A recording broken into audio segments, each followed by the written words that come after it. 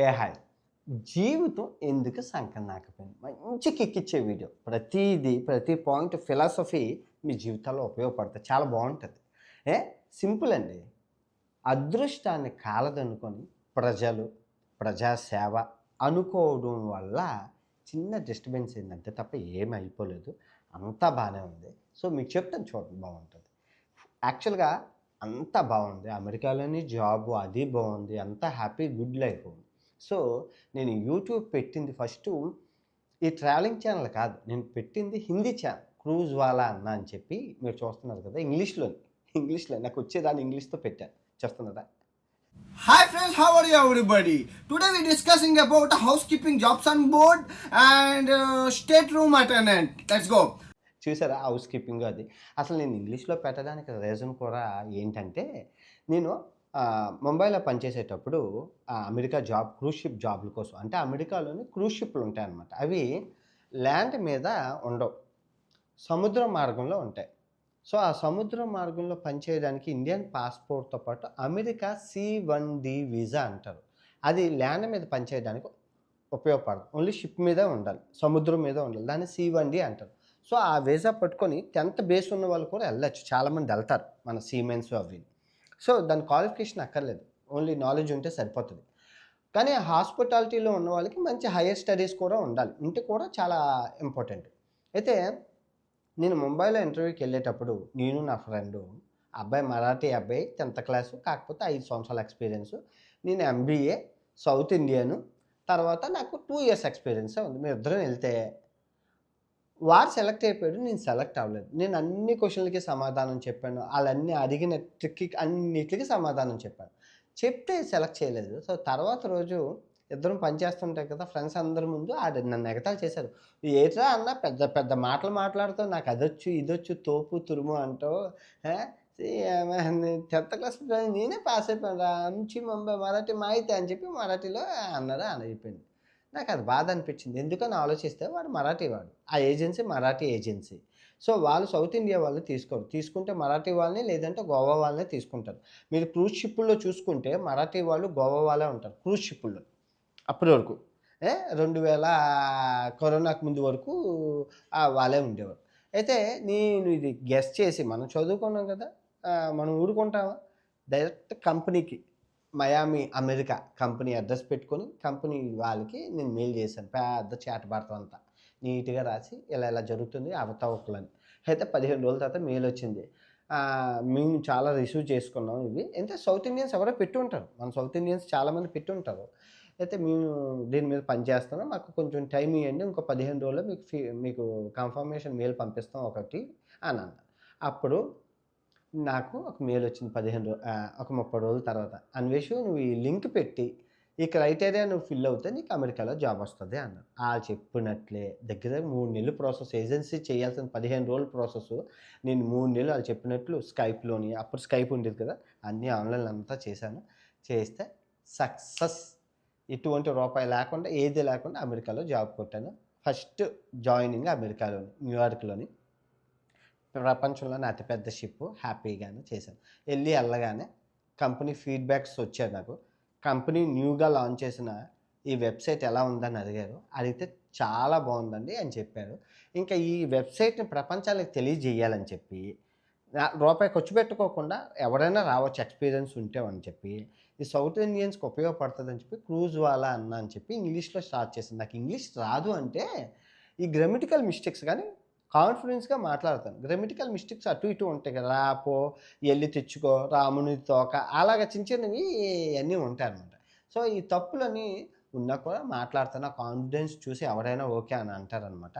So ఆ విధంగా channel పెట్టి సక్సెస్ అయ్యి దగ్గర 5,000 మందికి ఎంప్లాయ్మెంట్ ఆ రోజుల్లోనే 5,000 మంది. ఎందుకంటే వాళ్ళందరూ జాయిన్ అయ్యి నా క్రూజ్ వాళ్ళన్న ఇన్స్టాగ్రామ్ పేజ్లో అన్న నీ వల్ల సెలెక్ట్ అయ్యాను, మీరు అంటార్టికా ఆర్కిటిక్ క్రూజుల్లో కూడా హిందీ వాళ్ళు కనబడి అన్న అని గుర్తుపెట్టారు మీరు చూస్తే కనుక, ఆ క్రూజుల్లో షిప్పుల్లో పనిచేసిన వాళ్ళు. సో ఆ విధంగా క్రూజ్ షిప్పుల్లోని పెట్టాను. ఆ తర్వాత విక్రమాదిత్య గారి ఛానల్ చూసి ఆయన చెప్తున్నవి గూగుల్లో చెప్తున్నారు, మనం రియల్గా వెళ్తున్నామని చెప్దామని చెప్పి అనుకున్నాను. సో ఇది 2 ఎట్ ఎ టైం పెట్టాను. ఫస్ట్ అయితే హిందీ ఛానల్ అయిపోయింది. సో ఇది కదా అంతా హ్యాపీగానే ఉంది. ఇంటికి వచ్చాను సెలవులకి. ఇంటికి వచ్చాక ఫస్ట్ నాకు నచ్చని వీడియో ఏదైనా ఉందంటే ఇది. ఒక 2 వారాల నుంచి నేను చూస్తున్నాను బాగా. మీరు ట్రేడింగ్ చేయండి, డీమార్ట్ అకౌంట్ ఓపెన్ చేసుకోండి, మీకు డబ్బులు వచ్చేస్తాయి లక్షలు. ఇంకా కోట్లు సంపాదించుకొని కోటీశ్వరులు అయిపోతుంది అని చెప్తున్నాడు అనమాట. మా అమ్మకి నేను గాజులు కొనేసాను, మా నాన్నకి బైక్ కొనేసాను, మా తమ్ముడికి హీరో హోండా అన్నీ కొనేసాను. బయ్యాస్ అని చాలా ఇల్లు కట్టేసాము, వడ్డీని అప్పులు తీర్చేసాము అని ఆయన చెప్తున్నాడు. ఇంకో ఛానల్ ఏం చెప్తున్నాడంటే మీకు గిఫ్ట్లు కావాలంటే ఈ అకౌంట్ ఓపెన్ చేసుకోండి విక్రమాదిత్య అనే ఒక షరతు పెట్టాడు. ఒక 2 వారాల నుంచి నేను చూస్తున్నాను బాగా. సో అప్పుడు నేను పేర్లు చెప్పలేదు, నాకు అప్పుడు 30,000 సబ్స్క్రైబర్స్ ఉన్నారు. నాకు ఒక ఆయన పంపించారు, చూడండి సార్ టీనేజర్స్ని ఎలా మోసం చేస్తున్నారు. అప్పుడులో విక్రమాదిత్య అంటే నెంబర్ 1, ఆ తర్వాత బయ్యాస్ అని యాదవ్ అంటే నెంబర్ 2. నేను అన్నారంటే చెప్పినట్లు గాజులు కార్లు కొన్నాను, మీరు ఈ లింక్ నొక్కండి. తర్వాత ఈ విక్రమాదిత్య ఏంటంటే నీకు ఈ బైక్లు రాయల్ ఎన్ఫీల్డ్ ఇస్తాను, ఈ లింక్ నొక్కండి. వీళ్ళిద్దరు చెప్పారు. అది నాకు నచ్చలేదు. సో అఫ్కోర్స్ పేర్లు ఎవరిని ఎత్తకుండా తమ్నేల్ ఇది పెట్టాను. యూట్యూబ్ కోసం డబ్బులు పీలు తింటున్నారని చెప్పి తమ్నేల్ పెట్టి అక్కడి నుంచి శత్రుత్వం స్టార్ట్ అయిందండి. ఒక్కని తట్టలేదు, ఆ వీడియోలో ఏమీ అనలేదు, పద్ధతిగా పేర్లు కూడా తీయకుండా చేశానండి. చేస్తే మీరు నమ్ముతారో నమ్మరో ఛానల్ని కంప్లీట్గా లేపేశారు. మొత్తం పోయింది. ఒక 2 నెలలు ఎవరికి కనబడదు. ఏ వీడియో పెట్టినా 500 వ్యూస్, 2000 వ్యూస్. అప్పటి వరకు 50,000 వచ్చినాయి, 2,000 3,000 పోయింది మొత్తం అంతా. నాకు నేను ఒక బీఎస్సీ కంప్యూటర్స్ చేశాను, డేటాబేస్ ఇవన్నిటి మీద తెలిసి అవగాహన ఉంది ఏం చేస్తారు ఏంటి అని. అయితే దానికి తోడు నేను ప్రతి సండే సబ్స్క్రైబర్స్తో మాట్లాడేవాడిని. ఆ మాట్లాడేటప్పుడు అమెరికా నుంచి యూట్యూబ్లో పనిచేసిన మన తెలుగు ఆయన ఫోన్ చేసి ఈ డేటా గురించి అన్నిటి గురించి చెప్పారు, ఇవి ఎలా పనిచేస్తాయి ఏంటి అని. అన్వేష్ యాక్చువల్గా నేను నిజాయితీకి మెచ్చి నేను ఇవి చెప్తున్నాను.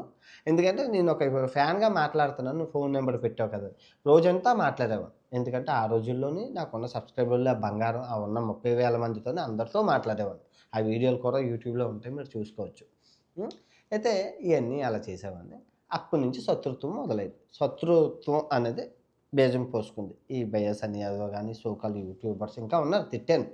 అప్పుడు ఇంకా 4-5 యూట్యూబర్లు అన్నాను మామూలుగా. అంటే వాళ్ళందరూ శత్రుత్వం పెంచుకున్నారు. అప్పుడే అదే టైంలో నా దగ్గర అన్నీ నేర్చుకున్నారు ఉమా తెలుగు ట్రావెల్. ఆయన కూడా ఫోన్ చేసి ఇంకా నేను చేయను బ్రదర్ అని చెప్పాడు. ఆ అబ్బాయి గురించి అంటే కాదు, నేను చేయనన్నా ఆయన ప్రామిస్ చేశారు నాకు. ఆ తర్వాత చేశారు అనుకోండి, అవన్నీ ఆ పక్కన పెట్టండి.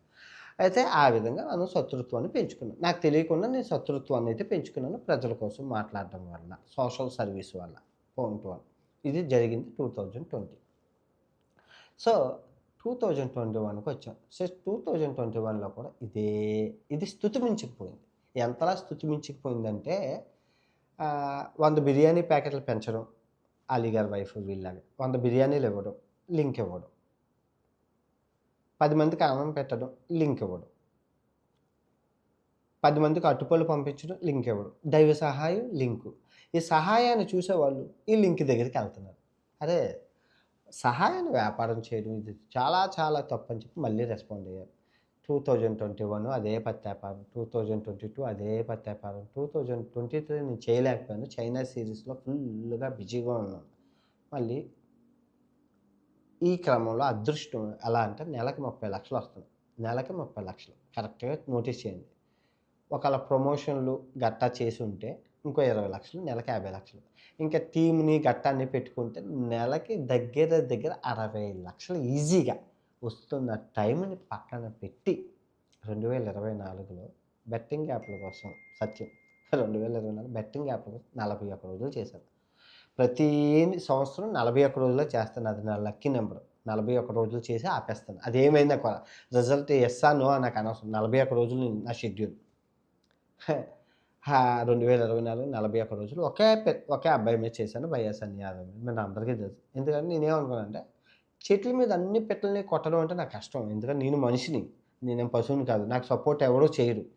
ఎందుకంటే నా స్నేహితులున్నా ఎవరున్నా నీకు ఇదే పని ఏంట్రా, ఈ అమ్మాయి నువ్వు యుద్ధానికి వెళ్తే మేము ఎందుకు రావాలి, మాకు పిల్లలు, మా ఫ్యామిలీ, మా ఛానల్, మా భవిష్యత్తు, నీకంటే తలా తోక లేదు, ఏకనిరంజన్ కాదు, సమాజం బొంగు బోషాను అంటావు, మా పరిస్థితి ఏంట్రా, నేను రావు దుబ్బే అంటారు. ఎవరు సపోర్ట్ చేయరు. కాకపోతే సపోర్టింగ్ వీడియోలు చేస్తారు, ఎవరు స్వార్థం వారికి. యూట్యూబ్ డబ్బులు ఇస్తుంది కాబట్టి అందరూ చేస్తారు, నేనేమనుకోను. కానీ ఆ యుద్ధం చేసిన వీడియోలు కూడా ఆ వచ్చిన డబ్బులు కూడా నేను ఎవరికో ఒకరికి ఇచ్చేస్తాను. నేను తీసుకోను. ఎందుకంటే అవే కరివేపాకు డబ్బులు. 3,00,000, 4,00,000 వస్తాయి. నాకు నా ఛానల్ మెయిన్ ఛానల్‌లో వస్తున్న 30, 40 లక్షలతో కంపేర్ చేసి చాలా చిన్న డబ్బులు ఇచ్చేస్తుంటాను. సో, 41 రోజులు చేశాను. ఆ చెట్టు మీద అన్ని పెట్టెలని కొట్టకుండా ఒక పెట్టెని కొడితే మిగతావన్నీ ఎగిరిపోతాయి అనుకున్నా. అదే జరిగింది. ఈ 41 రోజుల్లో ఎవరు చేయలేదు ప్రమోషన్స్. ఎందుకంటే అక్కడ గొడవ అవుతుంది, మమ్మల్ని తిడతారని చెప్పి చేయలేదు. ఇదే ఒక్క అబ్బాయి మీద కాన్సంట్రేట్ చేశాను. అయిపోయింది మొత్తం అంతా కథ. మళ్ళీ నా ట్రావెలింగ్ నేను చేసుకున్నాను. మీకు తెలిసిందే అందరూ నన్ను తిట్టారు. ఎందుకు అన్వేషు పోతే పోయింది ఎవరి పాపం ఆళ్ళకపోతే అలా కాదండి.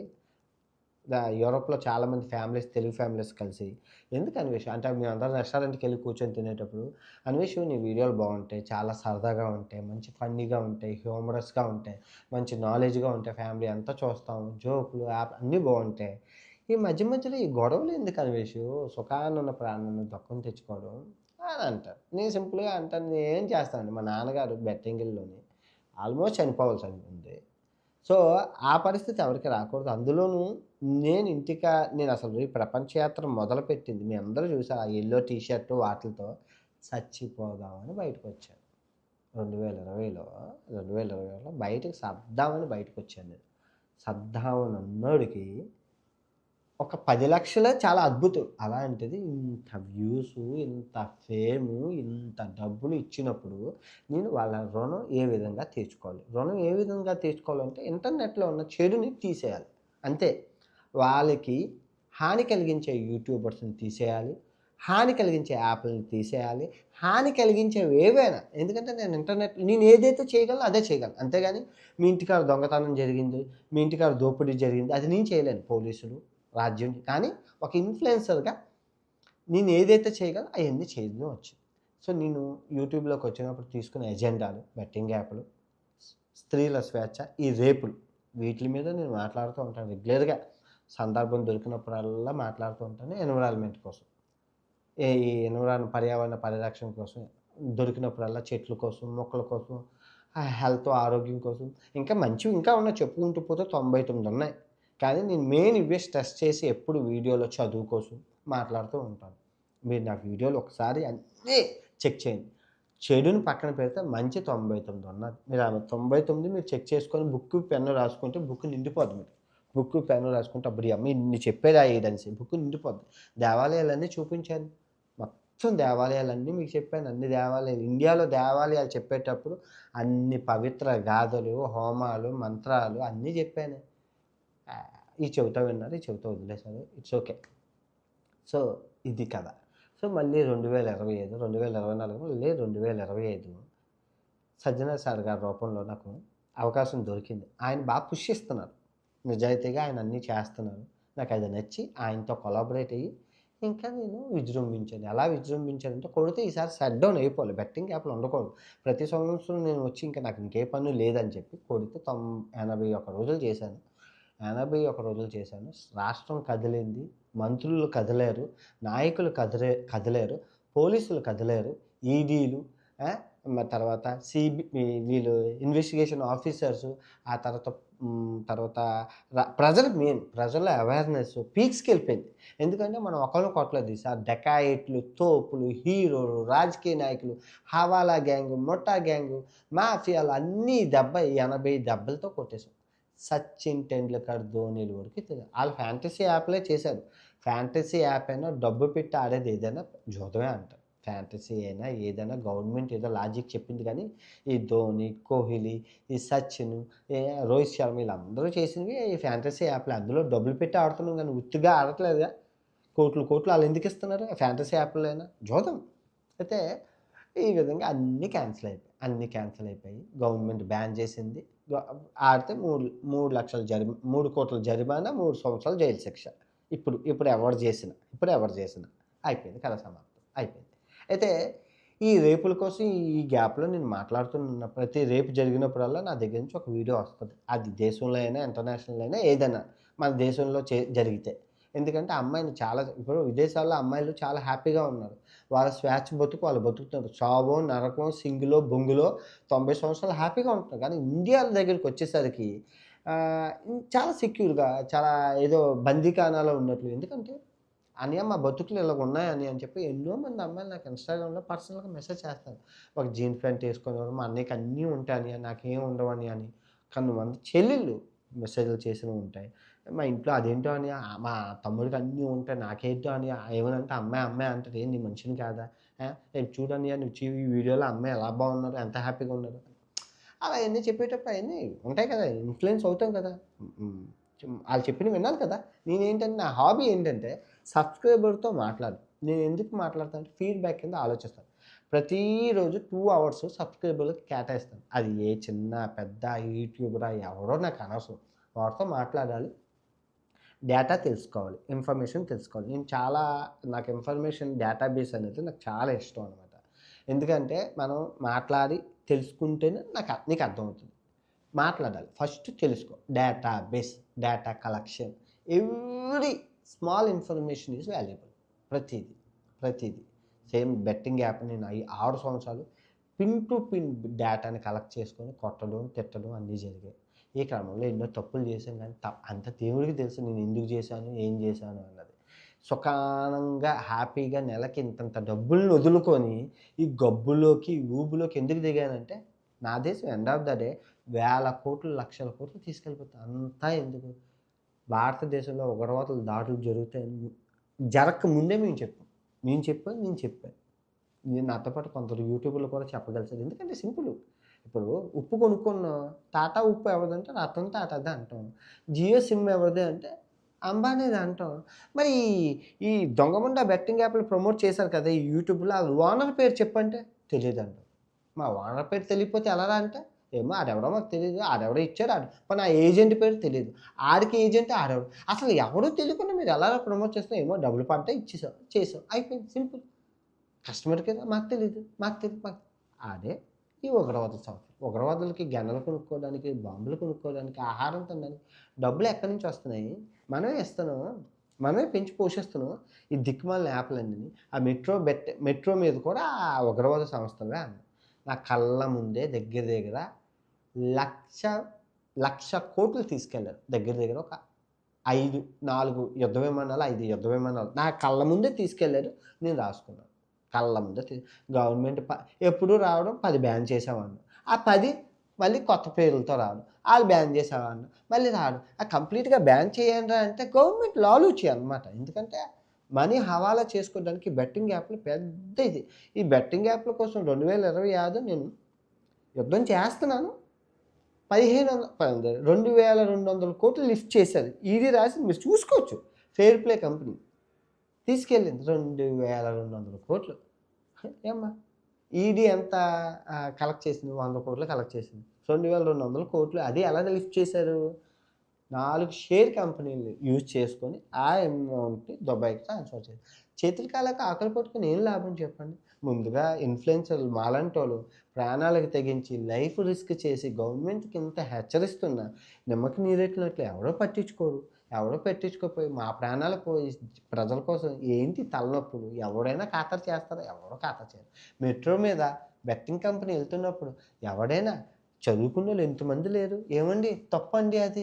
ఎవరిని ఉద్ధరించడానికని. ఎవరైనా నోరు రేస్ చేసారా? చేయలేదు. ఏ టీవీ ఛానల్ అయినా రేస్ చేసిందా? చేయలేదు.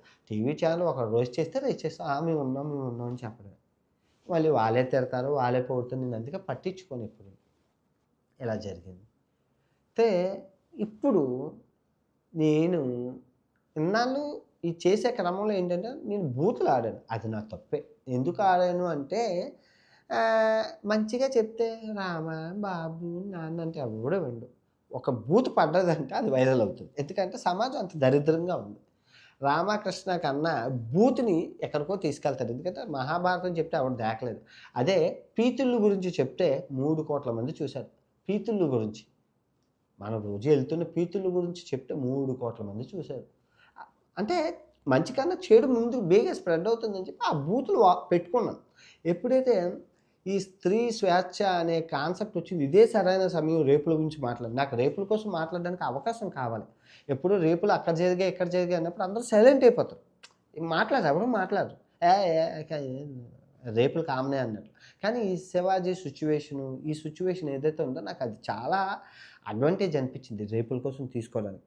వెంటనే నేను పట్టుకోను. మాట్లాడారు.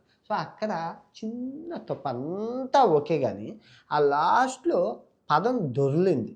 ఆ దొర్లడం ఇయంతా వదిలేసి ఆ పదాన్ని పట్టుకొని, దానికి మషాలాలు అన్నీ యాడ్ చేసి మనోడు దేవుణ్ణి దూషించాడు, దేవుణ్ణి దూషించాడని చెప్పి. ఎంత మహాపాపం అంటే దేవుళ్ళని అన్ని సార్లు దూషించాడని చెప్పి ప్రతి ఒక్కడు ఉల్లిపాయల కోసం, టమాటాల కోసం, ఇంకా బెట్టింగ్ గ్యాంగ్ ఏంటి, ఆ పాత కక్షల గ్యాంగులేంటి, మొత్తం శత్రువులు చచ్చిపోయిన శత్రువులు అందరూ ఊపిరి పోసుకొని దొరికారా ఈయన్ని ఎలాగైనా నాశనం చేద్దామని పగబట్టిన నీలాంబరులు, సైతాన్లు, అఘోరాలు మొత్తం అందరూ విషం పూసుకొని, కత్తులు నూరుకొని ఇప్పుడు సింపుల్ 100 సింహాలు జాగ్రత్తగా వినండి. 1000 సింహాలు ఒక కుక్క మీద ఎప్పుడూ దాడి చెయ్యవు. ఎందుకంటే అది కుక్క, అక్కడున్న 1000 సింహాలు. కానీ ప్రపంచంలోనే ఒక సింహం మీద 1000 కుక్కలు దాడి చేస్తాయి. ఎందుకంటే అది సింహం, అక్కడ ఉన్నది 1000 కుక్కలు. నేను సింహాన్ని కాబట్టి ఆ 1000 కుక్కలు దాడి చేస్తూనే ఉన్నాయి. ఎన్ని చేసినా నేనేమైనా అరిచానా, కరిచానా, భయపడ్డానా, వీడియోలు ఆపేసానా? వీడియోలు చేస్తూనే ఉన్నాను. ఈ గ్యాప్‌లోని 15 లక్షలు దొబ్బేశాను. 15 లక్షలు సంపాదించాను. ఎందుకంటే నువ్వు తెలివైనోడివైతే నువ్వు గల్లీలో ఉండి నూతిలో కప్పలా బతికే నీకే అన్ని తెలివితేటలు ఉంటే ప్రపంచాలు తిరుగుతున్నాను నాకు తెలీదా? అక్కడ 100 మంది బ్రెయిన్‌లకి సమానంగా ఎత్తుకు పై ఎత్తులేసి ఉంచుకుంటాను. సో, నువ్వు నాతో ఎలాగా విన్ అవ్వాలని నువ్వు ఆలోచిస్తావు? చెప్పు. ధర్మం, న్యాయం నీ వైపు ఉన్నప్పుడు నేను చేసేది ధర్మం. అక్కడ తప్పు దొర్లింది. దానికంత ప్రపంచంలో ఇంకేది లేనట్లు దాన్ని హైలైట్ చేశారు. చెయ్యి. నువ్వు హైలైట్ చేసుకుంటే దానికి ఇంకా మసాలా, కారం పొడి, ఉల్లిపాయ పొడి, వెల్లుల్లి కారం అన్ని కారాలు నేనే ఏసి ఇంకా లేపాను. ఇప్పుడు నేను ఊరుకున్నా అగ్గి ఇంకా ఎక్కువేసేస్తాను. ఎయిపోయినా అగ్గి ఇంకా ఎక్కువ. ఏం చేసినా తిరిగి బొక్క పడతది. ఆ బొక్కలో కూడా లాభాన్ని సంపాదించే తత్వాన్ని ఎతుక్కొని కొట్టాను. అర్థమైందా? మీకు అర్థమైందా? ఏం చేస్తే నాశనం చేస్తారు. ఎన్ని మంది క్రియేటర్ల బతుకులు నాశనం చేశారండి వీళ్ళందరూ కలిపి, కుక్కలందరూ కలిపి. వాళ్ళకి కంటెంట్ ఉండదు, క్రియేటివిటీ ఉండదు. ఎవరైనా దొరుకుతారా, ఎప్పుడు దొరుకుతారా, నాశనం చేద్దాం గోతుకార నక్కల్లాగా కుక్కల్లా బతుకుతూ ఉంటారు. ఆ గ్యాంగ్ అందరికీ కంటెంట్ ఇచ్చినోడిని నేను. కంటెంట్ ఇచ్చాను, కంటెంట్ తీసుకున్నాను. ఎంగేజ్మెంట్ ఇచ్చాను, ఎంగేజ్మెంట్ తీసుకున్నాను. ఇప్పుడు మీరందరూ ఎరిపాపలు, కానీ నేను కాదు కదా. అది ఆ విధంగా కొట్టేశాను. అయిపోయింది. కథం దుకాణం బంద్. ఇంకెంతగా నడుస్తూ మాకు చిరాకు వచ్చేస్తుందని అలా కొందరు ఆగిపోయారు, ఇంకొందరు ఉన్నారు. ఆళ్ళు అరిచేసి ఆగిపోతారు, అయిపోయింది. మనమైతే వీడియోలు ఆపం కదా. మనకు నిత్యం చేసే మనం ఎప్పుడు ఆపుతామంటే నాకు అనారోగ్యం అయిపోయి నేను హాస్పిటల్‌లో జాయిన్ అయిన రోజు వీడియోలు ఆపుతాను. ఎందుకంటే ఆరోగ్యం ముఖ్యం నా వీడియోల కన్నా. నేను దిట్టంగా దుక్కముక్కలా ఉన్నాను. నేనెందుకు ఆపాలి? దట్టంగా దుక్కముక్కలాగా ఆరోగ్యంగా ఉన్నాను. ఇప్పుడు గడిచిన 3 రోజులుగా ఒంటిపూట ఉపవాసం చేస్తున్నాను. మధ్యాహ్నం తింటున్నాను, రాత్రి ఎందుకంటే ఒంట్లో ఏదో కొంచెం తేడాగా అనిపించింది. తేడాగా అనిపించినప్పుడు నేను ఫుడ్ ఆపేస్తాను. అందరూ టాబ్లెట్లు వేసుకుంటారు కానీ నేను ఫుడ్ ఆపేస్తాను. ఫుడ్ ఆపేసి మిరియాల కషాయం, ధనియాల కషాయం తెచ్చుకొని తాగుతున్నాను. అది సి విటమిన్ ఆరెంజ్ పళ్ళు ఉన్నాయి చూసారు అక్కడ, ఆరెంజ్ పళ్ళు తినడం అవి. సో, అది ఆరోగ్యమే మహాభాగ్యంగా బతుకుతాను. డబ్బు ఈరోజు ఉంటుంది, పోతుంది. ఆరోగ్యం ఉండాలి. ఏది పోయినా నేనేం బాధపడను. నా బుర్రలో ఉన్న సరస్వతి దేవిని, నాలుక మీద ఉన్న అక్షర జ్ఞానాన్ని ఎవరు తీసుకెళ్ళలేదు. అది ఉన్నంత వరకు నేను అడవిలో ఉన్నా, నూతిలో ఉన్నా, జైల్లో ఉన్నా, అగ్ని పర్వతాల మీద ఉన్నా, సముద్రంలో అసలు ఏ లోకంలో, ముల్లోకంలో ఏ లోకంలో ఉన్నా నేను అజేయుడిని, విజేయుడిని. దానికి తిరగలేదు. ఎందుకంటే నేను నిజాయితీగా ఉన్నాను. ఏ తప్పు చేయలేదు. తెలిసి ఏ తప్పు చేయలేదు. ఒక బూతు తిట్టాను. అది ఎందుకు తిట్టానో నా దగ్గర ప్రూఫ్, క్లారిఫికేషన్ ఉంది. ఎందుకు తిట్టాల్సి వచ్చింది అనేది. ఇప్పుడు అది ఆపేశాను కదా. ఇప్పుడు నేను బూత్ ఆపేశానని చెప్పి వీళ్ళందరికీ చచ్చిపోతారు. ఎందుకంటే పాయింట్‌తో కొడతాడు, లాజిక్‌తో కొడతాడు, మాట్లాడే విధానంలో చాలా నేర్పరితనం ఉంటుంది. అవతలోళ్ళు ఈజీగా ఏమారుస్తాడు. సో, ఇప్పుడు ఈడు బూతులు ఆపేశాడు. అతిపెద్ద సమస్య వచ్చిందని ఈయన్ని ఎలాగైనా ఆపాలని కొంత బత్తాయి గ్యాంగ్ ఏదైతే ఉందో ట్రై చేస్తుంది. ఆళ్ళు ఏం చేసినా ఎండ్ ఆఫ్ ద డే ఆళ్ళకి తెలియని విషయం ఏంటంటే జరిగేది జరక్క మానదు. జరిగేది జరగదు. తప్పు తప్పే. నువ్వు చేసినా, ఎవరు చేసినా తప్పు తప్పే. అది ఎవరు ఆపలేరు. సో, అలా జరిగిందనమాట. ఇప్పుడు ఏమీ అయిపోలేదు. మంచి డబ్బులున్నాయి, మంచి బ్యాలెన్స్ ఉంది, మంచి లైఫ్ ఉంది, మంచి ఆరోగ్యం ఉంది. హ్యాపీగా ప్రపంచాన్ని తిరుగుకుంటూ, ఎంజాయ్ చేసుకుంటూ, ఈ ప్రజా సమస్యల మీద, ఈ స్త్రీ స్వేచ్ఛ మీద, ఈ రేపుల మీద నేను ఇప్పుడు లాజికల్‌గా, నీట్‌గా గవర్నమెంట్‌కి ఆ వాయిస్ బెట్టింగ్ యాప్‌లు ఎలాగైతే వినపడ్డాదో, ఓకే, ఈ రేపులు ఆగాలి అన్నది ప్రభుత్వం వరకు చేరి ఇంకా ప్రభుత్వం మీద ప్రెషర్ పడి ఎలక్షన్స్ ముందు ఇది రిలీజ్ చేస్తేనే కానీ మేము మా ఓటు బ్యాంక్ పడదు అన్నట్లు చేసామనుకోండి, చచ్చినట్లు గవర్నమెంట్ ఆఫ్ ఇండియా ఈ రేపుల మీద ప్రతిపక్షం కానీ పాలకపక్షం కానీ బీజేపీ కానీ కాంగ్రెస్ కానీ రెండు దిగి ఈ ఈ రేపుల మీద ఉరిశిక్ష వేస్తే దరిద్రం పోతుందని అది ఆ రోజు దేశం బాగుపడుతుంది. ఎందుకంటే నిన్నే చూసుకుంటే 4 ఏళ్ళ అమ్మాయిని రేపు చేశారు, చిన్న అమ్మాయి. అది మాట్లాడుతూ ఉన్నాను. ఈరోజు 14 ఏళ్ళ అమ్మాయిని రేపు చేశారు. చాలామంది పంపించారు చూడని చేశారని, 2 అబ్బాయిలు. అదే రేపు అనేది నార్మల్ కామన్ అయిపోయింది అబ్బాయిలకి. ఇది వాళ్ళు ఏమనుకుంటున్నారంటే సింపుల్గా రేపు చేస్తే జైల్లో పెడతారు, బిర్యానీ పెడతారు, బెయిల్ వచ్చేస్తుంది. ఎందుకంటే రేపులు చేసిన ప్రతి ఒక్కరికి బెయిల్ వస్తున్నాయి, రేపులు చేసిన వాళ్ళకి బెయిల్ వస్తున్నాయి. సో చూసుకొని ఎవరికి భయం లేకుండా అయిపోయింది. ఒకసారి ఎన్కౌంటర్ జరుగుతుందని, ఉరిశిక్ష పడుతుందని ఆ భయం పడ్డది అనుకోండి, ఎవరు చేయరు. మలేషియాలో ఉన్నాం, ఇక్కడ ఎంతో కఠినమైన ఉంటుంది. సౌదీ అరేబియాలో తల తీసేస్తారు, చేయమనండి అక్కడ రేపు. సో అలా చైనాలోని వాళ్ళు రేపులు చేస్తే తల పోతుంది అన్నప్పుడు ప్రాణం కానీ ఏముందరా బాబు, థాయిలాండ్ పోతే నీ అమ్మాయి 20,000 10,000తో అయిపోతుంది. ఇంకెక్కడికైనా వెళ్తే 5,000 10,000తో అయిపోతుంది. ప్రాణం కన్నా 5,000 10,000 ముఖ్యం కాదని వెళ్ళిపోతారు, ఎంత కక్కుర్తి పడు. కానీ మన ఇండియాలో ఆ ప్రాణ భయం లేదు కాబట్టి చేస్తాం. ఆ లాజిక్ పట్టుకొని చేద్దాం, ఇది ఒక్కడు వస్తే అయిపోయేది కదా. బెట్టింగ్ యాప్ 6 సంవత్సరాలకి విజయం సాధించారు.